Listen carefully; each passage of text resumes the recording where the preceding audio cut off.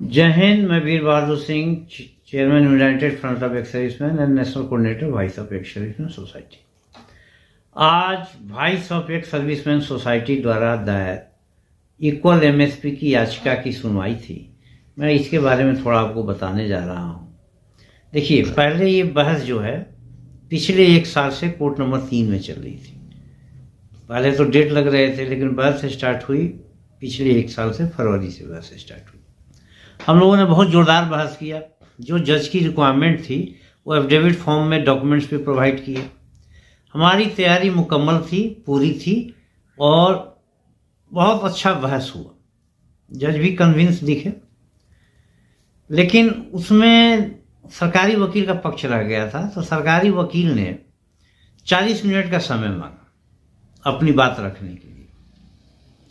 इससे पिछले 2 बहस की जो डेट समय मिला हुआ था, लेकिन अनफॉर्चुनेटली जज साहब उस दिन अवेलेबल नहीं हो पाए, कहीं इंगेजमेंट था, तो बहस नहीं हो पाई। फिर इसने जब सरकारी वकील ने समय मांगा तो जज साहब ने कहा कि कितना समय चाहिए, तो 40 मिनट पे बात हुई कि 40 मिनट कम से कम चाहिए। तो जज महोदय ने पार्टली हर्ट से रिलीज कर दिया। अब देखिए, थोड़ा सा दुर्भाग्यपूर्ण कहिए या जो भी कहिए, या हो सकता है कोई चीज होती हो अच्छाई के लिए होती हो। इसी दौरान जो रोस्टर है वो बदल गया। पहले आर्म फोर्सेस की जो भी मैटर था कोर्ट नंबर 3 में सुनवाई होती थी, अब कोर्ट नंबर 4 को डिजाइनेटेड कर दिया। जब हमारी बहस पूरी थी, 40 मिनट का बहस रह गया था सरकारी वकील का, इसके बाद ये ऑर्डर में जाना था। तो हो सकता है कि कई घटनाएं घटती है, हम लोग उसको परेशानी के रूप में देखते हैं, लेकिन हो सकता है इसके पीछे अच्छाई छुपी हुई हो। तो आज मैटर कोर्ट नंबर 4 में लग गया, और नया कोर्ट में लगने से बहस स्टार्ट से करनी पड़ी, शुरू से करनी पड़ी। लेकिन जो पॉजिटिव चीज रही, वो पॉजिटिव चीज रही कि जो जज महोदय, ये बेंच है, ये बड़ी गंभीरता से बातों को सुनते हैं। मैंने ऐसा नोटिस किया आज के दिन में। सवाल जवाब भी करते हैं, और मुझे लग रहा है कि यहाँ हमें परफेक्ट न्याय मिल जाएगा।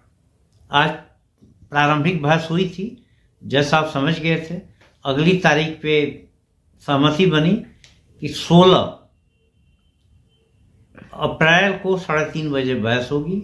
इसमें सरकारी वकील की भी सहमति है। अब हमें सारा जोर एक बार और 16 अप्रैल को लगाना है। मैं, राजीव बहल और मेरी टीम 14 को ही दिल्ली में रहेगी। 14 से इसकी तैयारी में लगी रहेगी, क्योंकि जज के सामने हम लोगों को भी पीछे खड़ा रहना पड़ता, वकील के सामने। कोई डाउट हो या कोई क्वेरी हो तो उसका जवाब दे सके। हम लोग एडवोकेट की तैयारी भी कराएंगे। तो मुझे लग रहा है कि अगर उस दिन हमें 40 मिनट भी समय मिल गया, 30-40 मिनट भी समय मिल गया, तो हम इसको ईजी वे में जज को कन्वे कर पाएंगे। क्योंकि पिछले बहस से काफ़ी अनुभव हुआ है, काफ़ी हम लोगों ने पहले जज जी महोदय को ये बातें समझाने में मेहनत किया है, तो अब उसको और शॉर्ट में भी हम उसको समझा सकते हैं। इसके बाद सरकारी वकील का समय मिलेगा, तो मुझे लग रहा है कि 3-4 डेट में इसका फैसला हो जाएगा। इस दौरान हम लोग अगले बहस के बाद देखेंगे, जरूरत पड़ेगी तो हम लोग 10-10 दिन, 15-15 दिन या डेली बहस के लिए समय मांगेंगे, ताकि जल्दी से जल्दी इस मैटर का, इस केस का डिस्पोजल हो। मैंने पहले ही बता चुका हूँ कि काफ़ी हम लोग डॉक्यूमेंट्री काफ़ी साउंड है। ये फैसला डॉक्यूमेंट्री एविडेंस के ऊपर होना है, वो हम लोगों ने सबमिट किया होगा। दूसरा, कुछ हमारे जो भाई हैं उनके दिमाग में ये बात रहती है कि जज ने चेंज करा है, सरकार ने इंटरफेयर कर दिया, वो कर दिया। देखिए, एक रोस्टर चेंज होना एक नॉर्मल प्रक्रिया है, शायद दिसंबर से जनवरी-फरवरी के बीच होता है।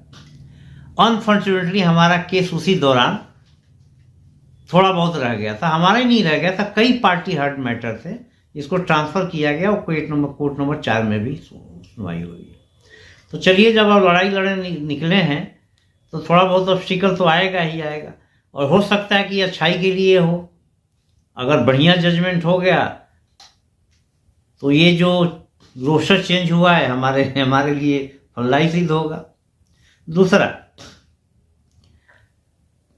आप लोग जो है अफवाहों पे ध्यान मत दें, तथ्य को समझें। आज जब मैं कोर्ट में गया तो ये मेरे को बताया गया कि आज केस जो है एडजॉर्न हो जाएगा। ये वकील द्वारा भी बताया गया। हमारे वकील, हमारे जो साथ वाले संगठन के वकील हैं, इन्होंने सीनियर वकील नीतीश गुप्ता को कन्वे कर दिया। जब मुझे जानकारी हुई तो मेरे को बहुत नाराजगी हुई। हमने कहा कि पहले कोर्ट मास्टर से कंफर्म किया जाए। पूरी ईमेल चेक कराई गई, कोई एडजॉर्नमेंट नहीं था। लेकिन ये अफवाह फैलाई गई कि हम ढीले पड़ जाएं, हम वहाँ से खिसक लें और केस खराब हो जाए।